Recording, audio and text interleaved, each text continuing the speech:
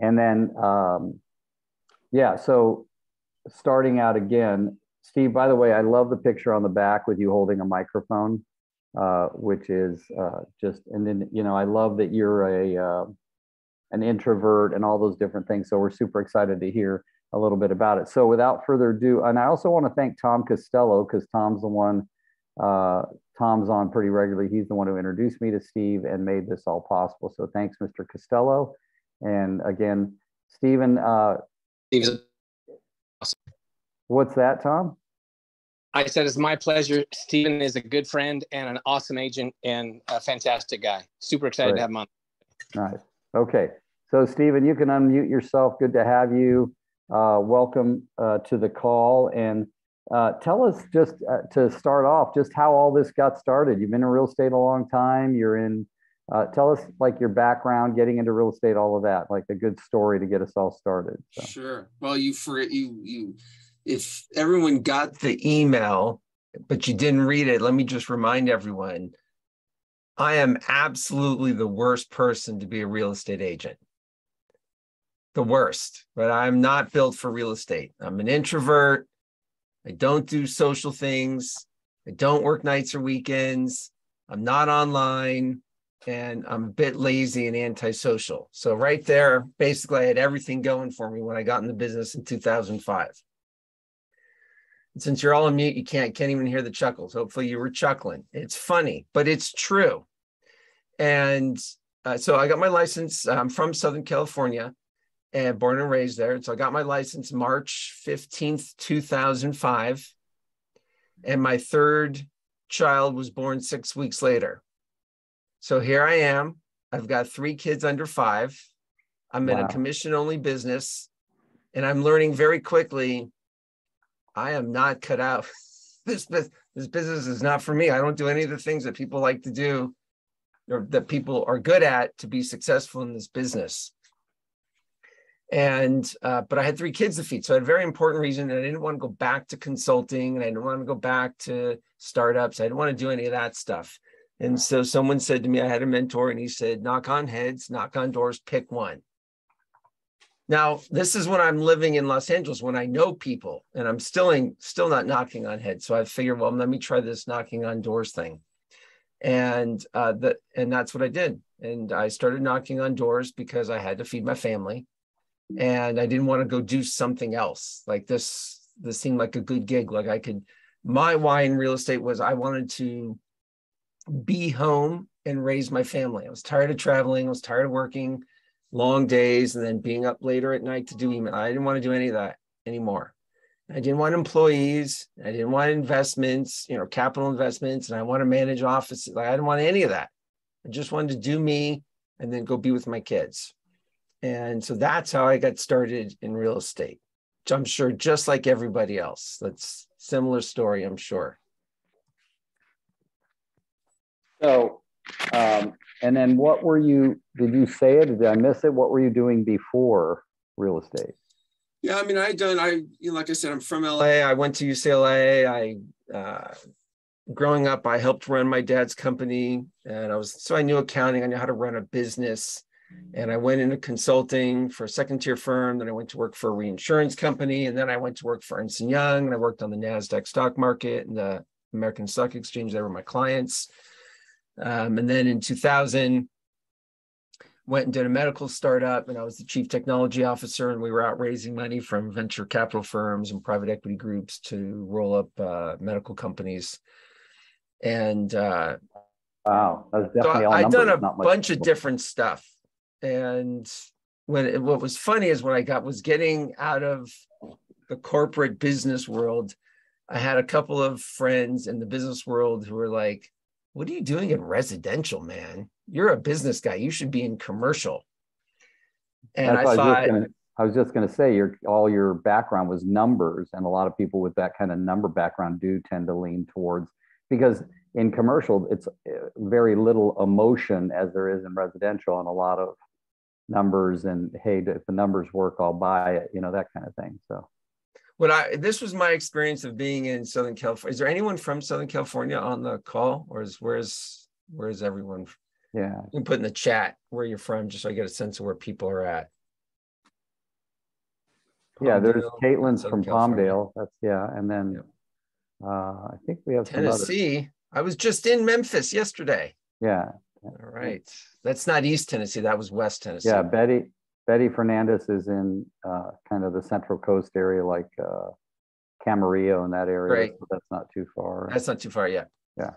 So, what I remember about in LA about commercial real estate is it was when it was good, it was really, really, really, really good. And when it was bad, it was really, really, really, really bad. And doing the startup, we had mistimed the market, and there's only so many people you can go to raise $20 million. At that time, it was a lot of money. And the thing I loved about residential is if you've ever flown in, the people who are in Southern California or in big cities, if you've ever flown into Los Angeles, you fly over LA, the greater Southern California area, you fly over LA for like 20 minutes before you land. And I remember looking down, I'm looking down and I'm like, wow, I'll never run out of houses to sell. Like it's infinite. Like there's blue sky. I'll never run out of people. I didn't know I was going to knock on doors, but I just kind of inside me figured that the market was huge. Like, surely if it's up to me, it will be whatever the Dale Carnegie line is, or whoever said that line. It's not my line. I figured that would be, I could make it work somehow, some way. So that's what I was doing before. And that's kind of, and then the last piece of it is, it's super not relevant, but, maybe some people can relate is, I'm not, I did go to UCLA, but I'm by far not the smartest guy. I'm not the dumbest guy either. And I had a couple of friends who were in real estate in 2004 or 5 who were doing well, right? The market was great. And I'm thinking, and no offense to them because they're all awesome, but, self-admittedly, they are not the sharpest tools in the shed. And they were making it. And I figured, come on, if they can do it, surely I can do it. I mean, come on, of course, as we all know, when we get in, you don't have to be smart. In fact, being smart is almost to your detriment, right? In being successful. Yeah, and that's been said a lot of times recently, where if you would just be a really good, Tony Robbins calls it a professional modeler, model yourself after the people that have come before you. I think you even say that in one of the things in the book. You said what top producers say is gospel or something, and I know part of that was sarcastic, not just reality. But tell us a little bit about getting started. Then you got into real estate. I mean, I don't know, did you instantly know to knock on a gazillion doors, or how'd the transition happen, and started to learn? Because you seem like a very coachable guy, so I imagine you were sort of looking for support. Tell us dig in a little deeper, if you will. Yeah, for sure. So I tell the story in the book about my first door, and I was terrible. I mean, I was really bad. I should have just quit after the first day. But I was like, I really had no other option, right? I wasn't going to go do all the other social stuff. So I figured, come on, this has to work. Think about, door knocking's been around for how long, Rick? Like since the 40s? I mean, yeah, my uncles all did it in the 60s. That's for sure. I don't know what happened before that, but it's been around a while. My former wife, her grandfather sold secondhand linoleum, not first, secondhand linoleum door to door in the 50s. And I thought, surely if those guys could go door to door, this is nothing new. Like, this works. So I just have to figure out how to make it work for me. And I just stuck with it because there was nothing else to fall back on. I wasn't going to quit. I wasn't going to do anything else. So I figured if I just did this and I learned and got better, that eventually it would work out. And so the first piece to learn is, right, trust the process, figure out what your process is, and then just trust it. And, the thing about the doors, and we can talk a lot about this or as little, depending on, how deep you want to get, Rick, or anyone on the call. the odds of somebody moving the day I knock on their door is unbelievably low, right? It's I love so hearing you low. say that. I love hearing you say that. Go ahead. It's so low. And yet it works because if you're committed to knocking on doors because that's how you're going to connect to people, or one of the ways you're going to connect to people, really what there is to do is create relationships.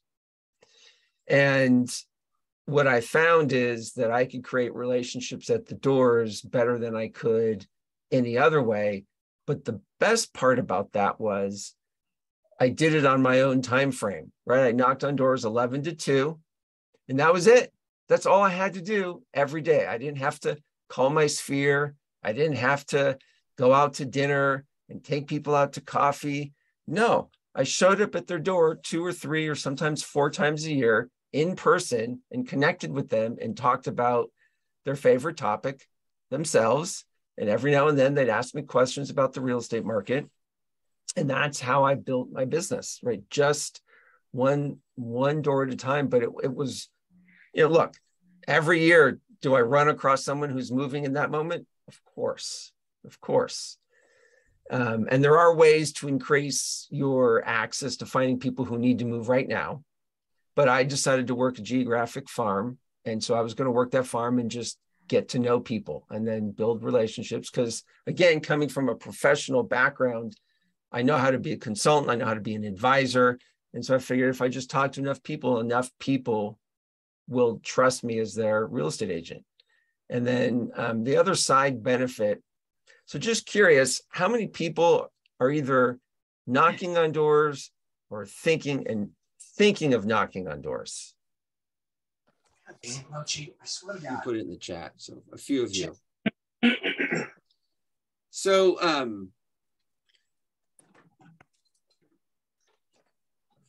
the whole point of knocking on doors is that it gave me predictability in a very unpredictable and chaotic business. And if you are, I see a couple of people, started knocking, working a new farm. If you're committed to making that your farm, it makes it very simple, because you don't have to do anything else if you do that one thing and you do it consistently. And that was the first 4 years I was in LA, and then I moved to Colorado at the end of 2008. And for those of you who are old enough to remember 2008 and 2009, the market was terrible. I mean, like really, really bad. And so in 2009, I'm in a new city. I know nobody. And I still have the 3 kids to feed. And so I built my business all over again, knocking on doors. And so the benefit of knocking on doors, besides making it consistent, what you're doing, when you're doing, you don't have to worry about, where am I going to start? You pick one end and you go until you're done. But when I got to Colorado, I didn't know, right? This is a business about connecting people and property. I didn't know any people. I knew 0 people, and I knew nothing about Denver. Nothing. I know the geography. I think Lucky was in her basement, right? We didn't have basements in Southern California. I didn't even know what a basement was. So I had to learn the market. When you're knocking, if you're paying attention, you become one of the smartest agents around, if you're paying attention, because you see stuff that nobody else sees. You're talking to people about why they moved there, why they're still there, what's on their mind. 08, 09, 10, 11, I didn't need to read the newspaper to find out what the feeling was, and how are people feeling. I was talking to them every day. You ask people how they're feeling. And so you just become so much smarter. And if you're a newer agent, right, one of the concerns is, well, but I'm new. Well, when you're knocking on doors, you don't feel new anymore. You might not have done as many deals or transactions as some other agents, but you will know almost as much as anybody else or more. So that was a long rant. I can't remember how you got me started. Well, no, that's good. So I want to get to, you're talking a lot about your experience and what you've learned, but I want to get to the beginning when you went out and started knocking on doors. You said, I could have quit the first day, and probably a lot of people would have supported you in that decision. But first, somebody must have told you, because I remember my uncle dropping me and my cousin off in the neighborhood as if we were all going to get out and door knock. And he said, get out right here, I'll go park. Well, he drove away. That was his plan the whole time. So that, one of the reasons I was so excited about having you on is because I can remember getting dropped off. And he goes, whoever gets the most leads, I'll buy you a hamburger later. Like we were young enough to where a hamburger made a difference. Right? Like right now, if you told me you're going to buy me a hamburger, if I did something, I'm like, I can buy my own freaking hamburger. I don't need you. Right. So think about back then, and what could we learn about your willingness to just keep doing it right there? What were you saying when you knocked on the door? Keeping in mind that, yeah, you were doing geographic farming. I loved something that you just dropped in there, that it was just 11 to 2 every day. And how many people call me after I've done a class on door knocking saying, well, what exact time should I go? When you go. That's the right? answer. The like, time you will consistently go is the time. And we overthink it too much. And you just went out 11 to 2. You didn't think about who was home and who wasn't. You just went out. So talk to us a little more about that, if you would. Sure. So, but just to go back to answer the first part of your question, which was, and I quickly alluded to it earlier. I also talked about this in the book. I don't want to get too deep into whys. There's all kinds of, you should have this big why, but you got to be clear. Are you staying in real estate or not staying in real estate? I was staying. I wasn't quitting. So that was the first decision. I wasn't going to quit and go do something else. And therefore I had to make it work. There was no other option for me. So the fact that I sucked the first day, the first week, the first year, first 3, 4, 5 years, I just wasn't going to go do anything else. So that was the first part. I just was clear. I was not going to go do anything else. I was going to make it work. And then, but getting to your question about, I'm sorry, what? I just blanked out. What did you ask me? That was talk about like when you first went out, you said you failed, but you just kept going. Did you start changing what you were saying? Did you change your approach? Did you get some coaching? Did someone say, no, do more of this or do less of that? Like that's the part that would allow people here to see themselves clear of, okay, I'm going to go fail forward and do this door knocking thing. Yeah. You also said something else that will come to me. You asked me another question. Yes, I got coaching. I think the thing that made the biggest difference for me is when you can become unattached to the results and you're okay with whatever happens, then you can just be at the door for people. And that means you're listening and you're available and it doesn't matter what they say. And that is an evolution. Beautiful. That's beautiful. Beautiful. That was an evolution. That just took time, a long time, but it took time. I did learn early on what I created for myself was that because the odds are low that people are moving.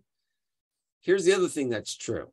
When I go to knock on someone's door, 2 things are very evident. Number 1, I am trespassing. I am trespassing on their property. And 2, I'm uninvited, right? They're not expecting me. They're busy doing something else, even if something else is sitting on the couch watching TV. And so when I got to the door, I realized in year 2, I had 3 intentions at the door, and it was my intentions that stayed with me ever since. So the first intention was to leave people better off than I found them. Not like I'm some real estate messiah, or any of that, but, it could be just to, leave people with a, hey, have a great day and a smile. Right. So wishing, smiling at people, wishing them a great day. Two, I do have an intention to do business today, not 3 years from now. So if someone says, oh yeah, we're moving as soon as our youngest graduates. And I say, great, how old are they? And they say, oh, they're just going into junior high. All right, good for you. All right, I don't need to put them in my database. That's too far away. And then the third thing is, how do I be of service? How do I be of service? And being of service really is as simple as, someone's complaining about their sprinkler head just broke. Oh, would it be, would you mind if I gave you, my sprinkler guy? Or, oh, we're thinking of doing some painting this year. Oh, would you like me to recommend a painter? Simple things like that go a long way. I've helped people get jobs. I've connected people into friendships. I've connected people into quilting clubs. Right? When you meet all these people, you sort of build a huge network. And it's not that hard to connect people. And sometimes people just need to be heard. Sometimes people are, we're all dealing with stuff. And believe it or not, this is a true story. This just happened 2 months ago. This woman called me and she's, Stephen, I have to call you. I'm finally moving. I'm just going to sell my house to a builder. Wanted to call and tell you. And the reason she wanted, the short version of the story is she wanted to tell me, she said, because when I first met you 10, 11 years ago, my husband had recently died. I was in a very dark spot. And you were just a bright light that would come to my door every now and then. And I can't thank you enough, right, for being such a contribution to me during those times. I'm a friggin' real estate agent. All I was doing was going door to door and just being of service for people. Yeah. Now, yes, some of you are thinking, I have bills to pay. That's great. But I still need to make some sales. But I think the point here for me was if I'm committed to building trusted relationships with people, I don't have to get too caught up in how do I get someone to buy or sell with me today? What worked for me is how do I connect with people and create a relationship so that they feel trusted in either referring me or using me when the time comes. And I'm not saying that's the right view. That's just the view I took. And it worked for me because what ends up happening is then you get clients who are awesome. I don't have shitty clients. I have really great clients who are easy and collaborative and pay me my full fee and they don't argue. And so my life gets really, really easy. Go to the doors, go on some appointments. That's it. That's all there is to do. Now, granted, this is my 18th year, so I have some years behind me and experience, but I don't have a lot to do. That's awesome. So I'm not sure what question I asked you. I am going to open it up to some questions, but not right away because I want to hear a little bit more about the story, the journey from when was it about, what year would you say you started to realize, hey, I'm pretty good at this? Because obviously you weren't patting yourself on the back. You had the 3 intentions, which I typed into the chat. Those are brilliant, Stephen. Thank you for those. And I think if we all keep those in mind, leave people better than I found them, to do business today. Yes. And Sherry Mason put in, the people don't care how much you know till they know how much you care. And I love that quote. And I think, yes, the fact that, that you were being honest about, I want to do business today. I remember hearing that from Mike Ferry, right? Yeah. That when I was listening to Mike Ferry talk back I'm talking about in the 80s now, he would say, you're looking for someone who's ready to list with you today. And a lot of times today now, when you go door knocking, I have a piece of paper, and yes, I'll write down the address and the note as I walk away from the door that this guy said when his kids graduate, he wants to move, and that's 8 years from now. I'll make a note, I'll put them on my list because I have a lot more technology to help with that now than I did back in the 80s. However, yes, I think it's very important that you say that. And I've had on my door knocking venture, Stephen, I actually had a neighbor, somebody, when I knocked on their door, stick their head out and look left and right and say, did you talk to my neighbor last night? Like, did someone tell you to come to my door today? And I loved it because when you said the odds of them needing to sell on the day you showed up at the door are very, very low. And yet, guess what? It happens, right? It happens, yeah. A buddy of mine who was also an avid door knocker used to say, you don't have to be good, you just have to be there. Yeah. So, yeah. So tell us a little bit about the transition from getting better and better and better to the point where you go, gosh, I'm really getting really good at this and it's becoming a lot easier. But you didn't stop doing it. That's the big thing, right? I tell people all the time about the stories. I was doing this and it was working great, so I stopped. You never stopped. So talk about some of that. I mean, I'm not doing it today because I'm spending a lot more, I'm shifting my energy to doing more coaching and not really coaching, but training and speaking and writing, because I can help more people. But I have a huge database of, so I mean, I actually have a different challenge now, right? Because I have all these people that I know that I used to just see at their doors and I still stay in touch with them. So it's actually harder. It would have been a lot easier just to stay in real estate because I'd still be knocking. I wouldn't be doing anything different. Yeah. But I mean, I always said as long as real estate is my primary activity, I was going to knock on doors because it was the simplest way to run my business. It's the simplest way to run my day. And in terms of when did I, when I was getting ready to knock on my 100,000th door, which was probably year 12, I felt like I had accomplished something. I know it's kind of silly, what difference whether you knocked on 50,000 doors or 20,000 doors.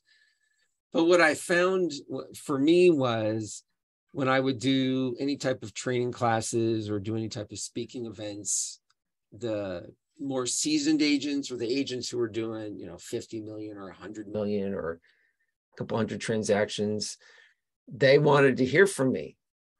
And what they wanted to hear is how the heck do you get yourself to do that activity day in, day out? And how do you get people to talk to you? And how do you get people to trust you? And that's when I started to realize, right, that I have, some skills that I've developed over time that are valuable, not just at the doors, they work everywhere.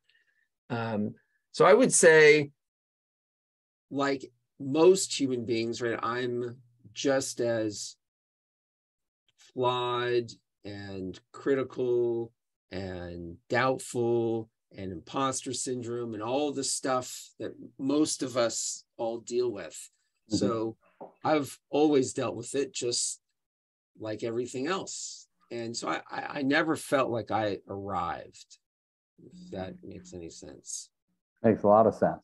And thank you for that bit of vulnerability, because that speaks volumes to me, and I'm sure to others here, that this isn't a science. It's an activity. You just do the activity over and over and over again, and you become the person you needed to be to make it work. And that's what it sounds like with you, is you just kept going at it. And the conversations, I mean, you don't even have to be a real estate agent to have a conversation with someone and they ask you, or they say to you, hey, I'm thinking of painting my house. Who do you know? They don't just ask that question of a realtor, but when they do have a realtor, they're thinking, you must know a few people. You probably helped a few people get their houses painted. So it's just being a regular human being. And I think that's such a big deal that you're saying it like that. And by the way, I do admire that you said, okay, I'm stepping away and I'm doing a little more coaching and training and helping people to see that this is easy to do and they can make a difference in your business. Yeah, I got to tell one quick story. It's not in the book. By the way, the 3 intentions and how I came up with them are in the book. And, so I go into that a little bit more, but I was, I'm going to tell the story. And the reason I'm telling the story is because it shows how much fun you can have.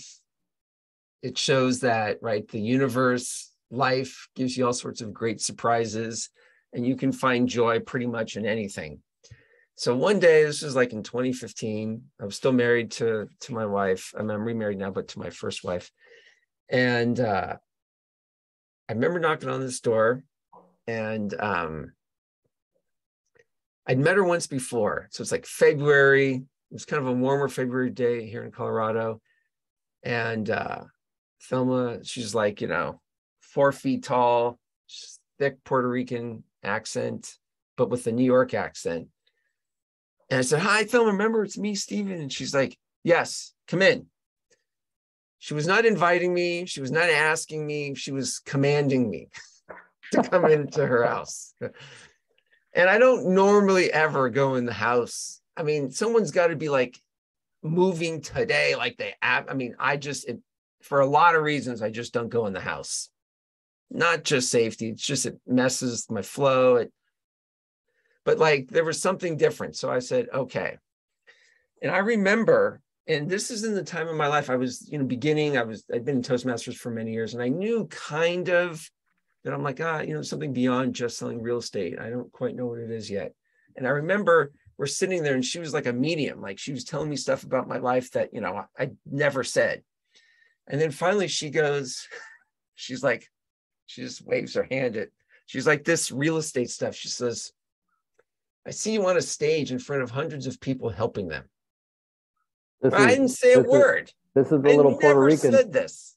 This is the little Puerto Rican lady. It's a little Puerto Thelma. Yeah. And so that was just one step on my journey. But like, the people you meet is just, it's awesome. It's so much fun. Yeah, that's amazing. So 11 to 2, people are going to ask this, and I want to know because like in Fremont, California, where I'm from, 11 to 2, I'm going to maybe get to 65 doors. What were you getting to in number of doors, maybe in a 3-hour process? I mean, it depended on the neighborhood. It depended on lot size, things like that, right? Yeah, but on average, over the years, I could reliably do 27 to 40 homes an hour, depending on the neighborhood. And the last few years I was knocking, the numbers were a little skewed because what I've, for a number of reasons, I changed my approach and how I did a lot of work. I've done a lot of work with Chris Voss and emotional intelligence. And so I shifted kind of what I was doing at the door, because after knocking on many of these people's doors for many, many, many, many years, I realized there's some people I just don't need to knock on their door anymore, right? So if I've met Rick, and Rick, Rick's brother's a real estate agent, and Rick's a nice guy, but his brother's a real estate agent, and he's, very quick and short at he's nice, pleasant, but like, I don't need to stop at Rick's door because on my screen is Caitlin. So I'm just going to use Caitlin, but Caitlin is, we've created this connection. When she opens the door, she's like, "Hey, Steven, how's it going?" Right? She's beating me to the greeting. I want to make sure I talk to Caitlin. Getting to Caitlin 2 or 3 times a year is more important than getting to Rick. And so what I found is that I don't need to spend time with people who are just not going to be my people. And again, over time, you get to learn, you get a sense of, not who you hope to have in your database, but who really should be in your database, who's really your people. And so if these people aren't my people, I don't really need to knock on their door anymore. But at that point, I didn't need that experience to knock on one more door. I needed to connect to Caitlin. And let's say, Patrice just bought the house next to Caitlin. So I haven't met Patrice. Just because she moved in doesn't mean she won't move a year from now or have family that's coming to town. So I want to meet Patrice. I want to see if she's someone I should know.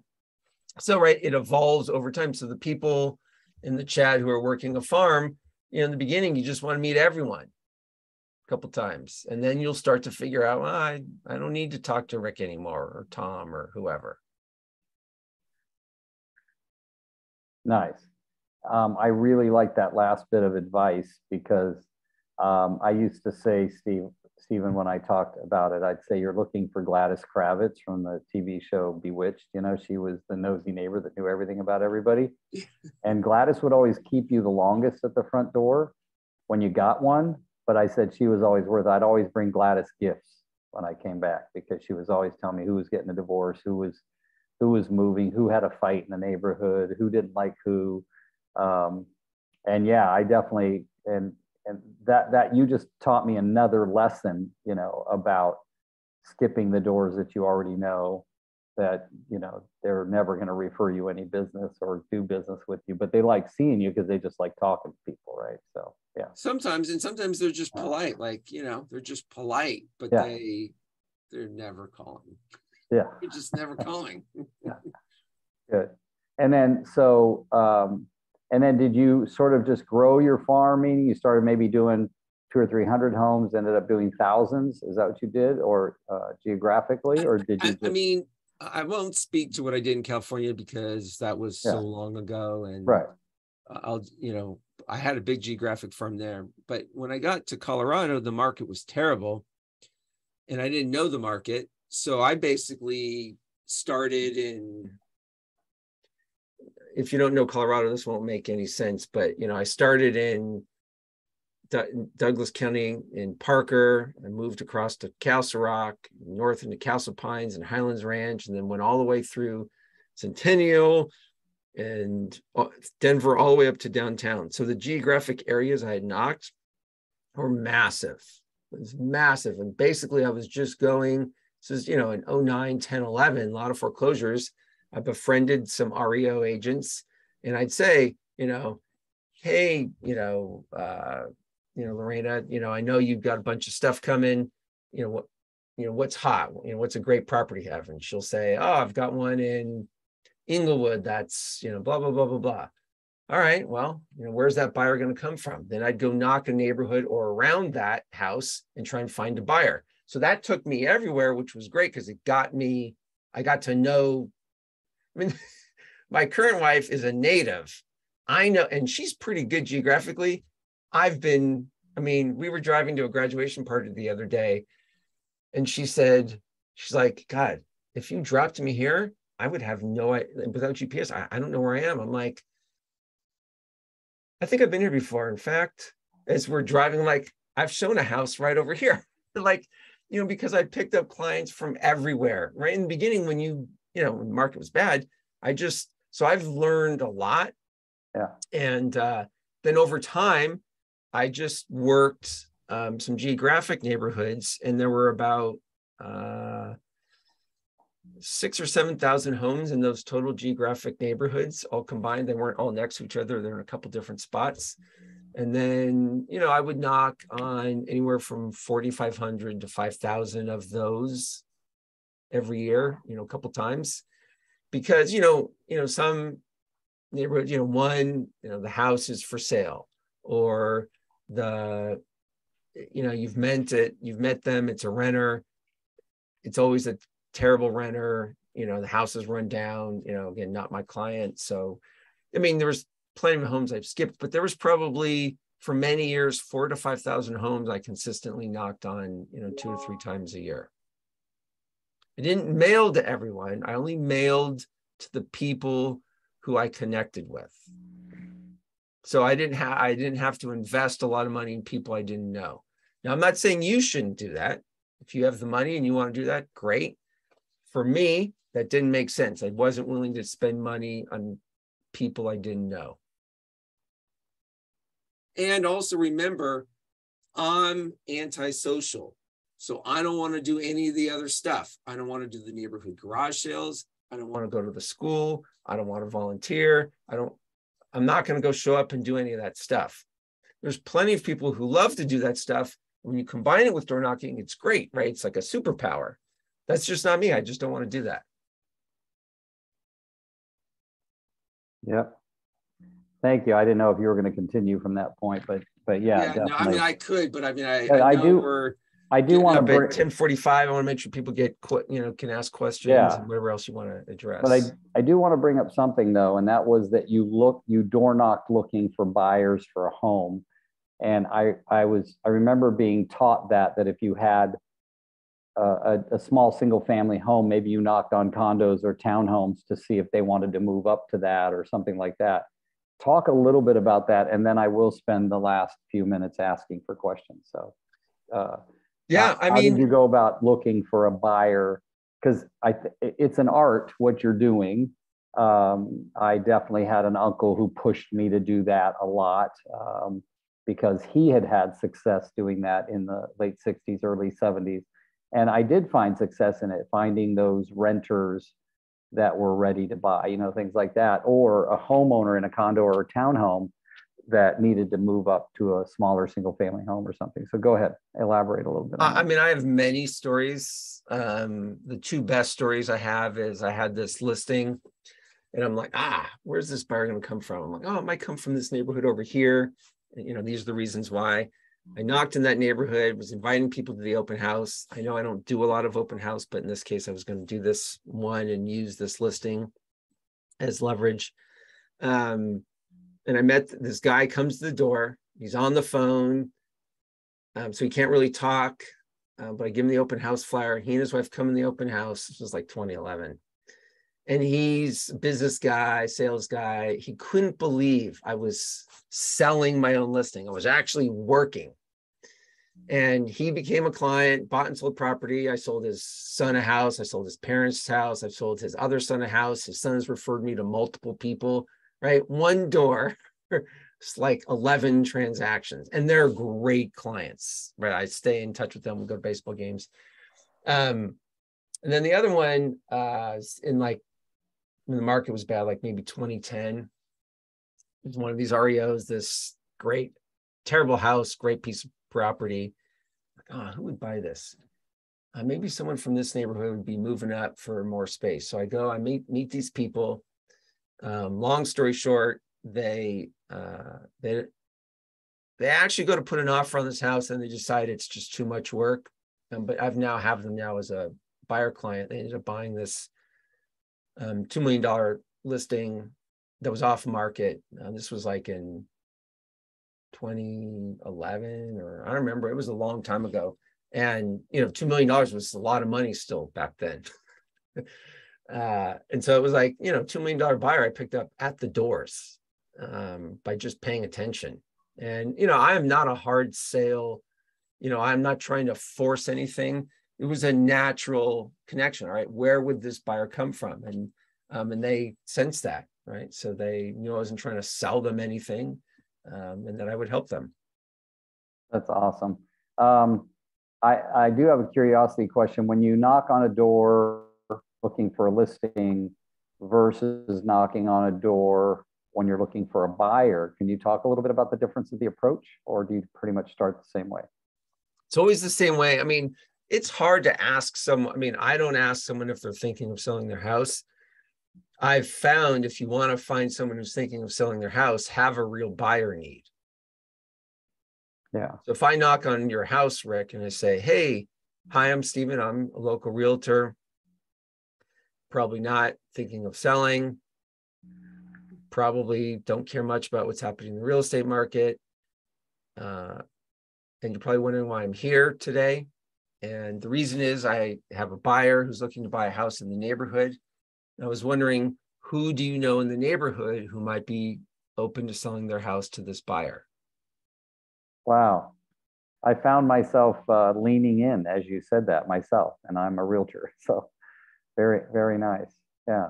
And just as a tie-in, because I'm on this topic, people always ask, well, what do you go to the door with? I mean, I had stuff, but it's totally, you don't need anything.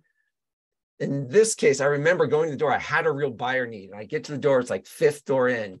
And that's telling Rick. And so you lean in, you're like, I know somebody, give me your card. And I go to my pocket. I was like, shit, I forgot my card. Give me your number. I don't have any cards. And I didn't even go back to my car to get cards. It's like, I don't need cards. I'm going to go.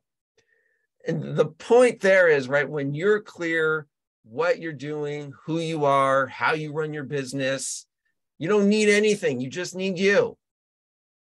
Dude, that's the best thing ever.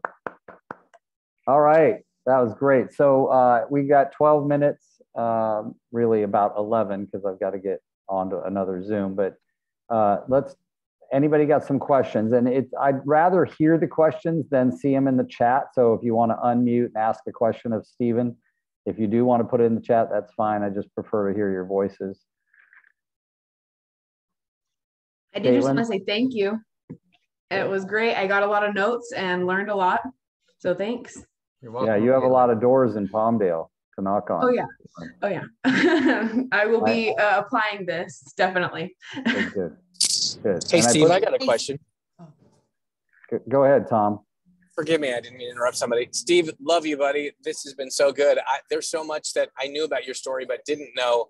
Just listening to you talk and hearing what you did, super inspired to get back out there and knock on some doors. But one of the myths I've always had is like that I need to come with value. Like I need to be promoting something. Like here's an open house, or here's just sold, or whatever, or here's a market update, whatever. And you just kind of crushed it just now when you said, you don't need anything. You're really just there to connect. And I think that's the real difference. Correct me if I'm wrong. That one is coming to get, okay, what are you ready to sell or ready to buy? No anybody else who is, versus, hey, do you have any real estate needs? How you doing? Do you ask that question when you're at the doors, or do you come with nothing but your business card or a notepad or nothing at all? Nothing. I mean, look, let's be nothing even to give them. I mean, at all? if you're promoting an open house, you probably should have an open house flyer. If you do want to work a neighborhood, it probably helps to have a very simple, easy, quick and dirty market update that you can print in 2 minutes. So it's not that those things aren't helpful. They're just not required. When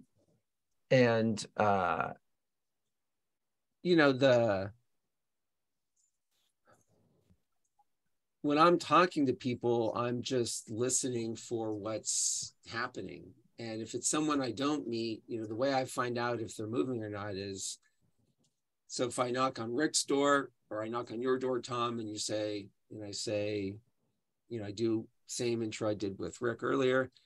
And I say, well, great. How, just curious, how long you been here? And you say, oh, I've been here 8 years. Great.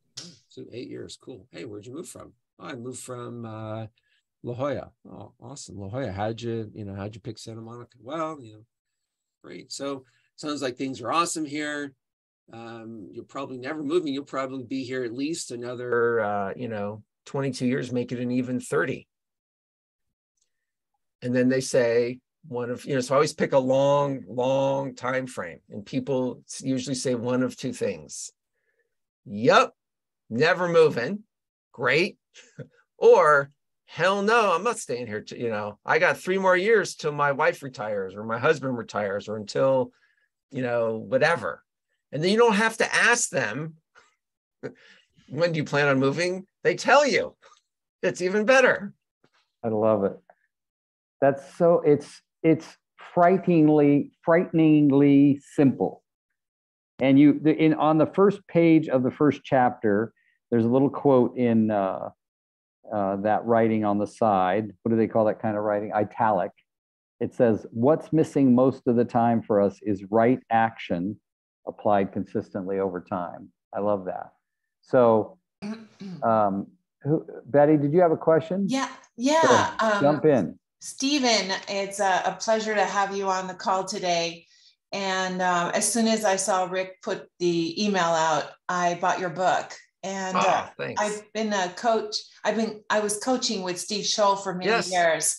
And I remembered your name, but I never had the face to go with the name. And he didn't seem to pick on you very much, because I know he would pick on everybody else. And he picks on me on the side. Most people don't hear.